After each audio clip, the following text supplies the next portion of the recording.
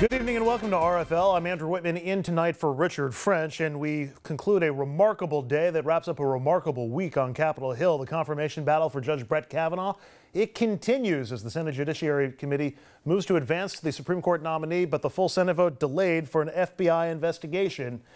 For more now, we go live to Capitol Hill and Emily Rao reporting. Good evening, Emily.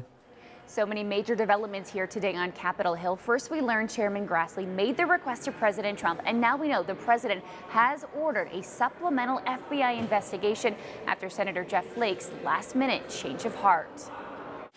The historic vote moves Brett Kavanaugh's confirmation to the full Senate and one step closer to the nation's highest court.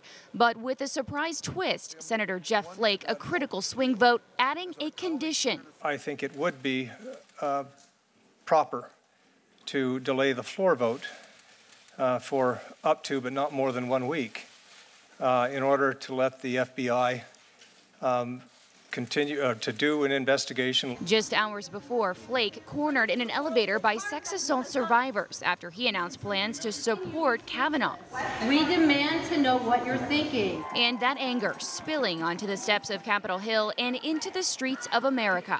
The chairman of the Judiciary Committee defending his decision to move forward. There's simply no reason to deny Judge Kavanaugh a seat on the Supreme Court on the basis of evidence presented to us. Earlier Friday, some senators walking out in frustration. I'm not going to participate in this charade anymore. Thursday's explosive hearing eliciting drastically different interpretations, but shared disgust. My family and my name have been totally and permanently destroyed. And the president reacting to the latest turn of events, leaving it to senators to figure out. They'll make their decisions, and they've been doing a good job and very professional. And in a statement, President Trump has said that supplemental FBI investigation must be limited in scope and done in less than a week. As for the nominee Brett Kavanaugh, he says that he does plan to cooperate. On Capitol Hill, I'm Emily Rao, ABC News. Now back to you. All right, Emily, thank you very much. Remarkable scenes inside the Senate Judiciary Committee today, as we saw yesterday inside that same committee, as millions of people were riveted by the hearings yesterday, and we're still seeing the fallout today. From coast to coast on college campuses, in bars, office buildings, even at 10,000 feet, millions of Americans glued to their televisions, riveted, watching as Dr. Christine Blasey Ford spoke publicly for the first time. That Mr. Kavanaugh had sexually assaulted me.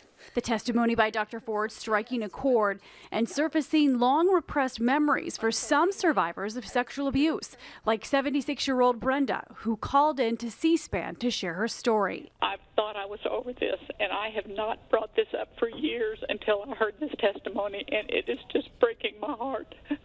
Ford drawing support from many. This hearing will definitely help inspire a national conversation about this and how we as a society perceive women and how they should be treated and how they should be listened to. But Kavanaugh also finding support. We are here today in support of Brett Kavanaugh.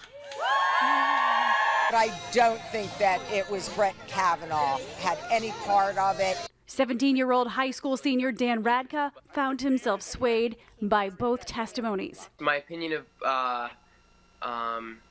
of the issue itself has definitely changed after watching the hearings.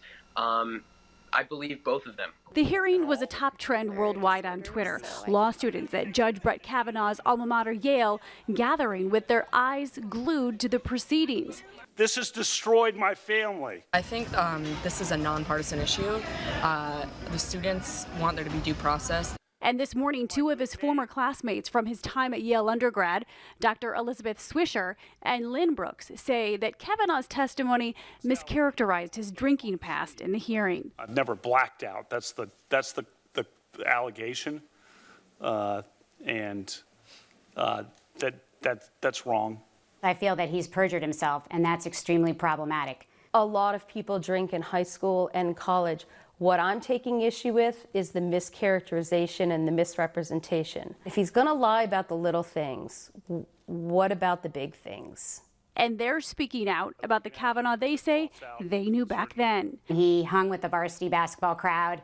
He definitely ran with that crowd and, drank hard with them. Dr. Elizabeth Swisher, seen here with Judge Kavanaugh, says he was smart and friendly, but she says he could become rowdy when drinking. He got loud, he slurred his words, he liked to play drinking games. Lynn Brooks painting a similar portrait of Kavanaugh. New pledges were getting tapped into the fraternity, and Brett was getting tapped in, and he was incredibly drunk in a ridiculous outfit. I find it not plausible at all that he remembers everything that he did that night. Still, Kavanaugh's testimony Thursday was not good enough for both women who were former roommates with Deborah Ramirez. She's the woman who's accused the embattled judge of sexual misconduct. Judge Kavanaugh has denied any accusations of sexual misconduct towards anyone. But not all of his former classmates agree. Chris Dudley telling the New York Times the accusations don't fit with the man that he knows, saying, quote, "That's not in his character." The Kavanaugh story and the impact that it will have going forward is such a big story. Here's what we're going to do. We're going to dedicate the rest of the hour to this topic.